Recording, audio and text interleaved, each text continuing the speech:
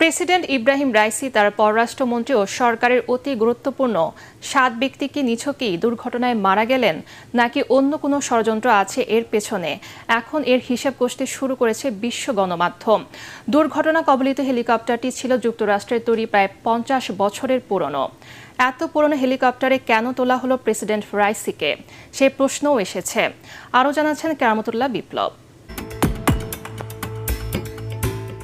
Hamas Israel যুদ্ধের পর থেকেই ক্রমেই বিশ্বের অপ্রতিদ্বন্দ্বী ও জনপ্রিয় মুসলিম নেতা হয়ে উঠেছিলেন প্রেসিডেন্ট ইব্রাহিম রাইসি।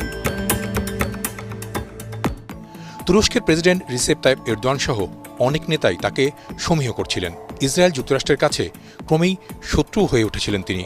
তবে তার পাশে এসে দাঁড়িয়েছিল চীন ও রাশিয়া।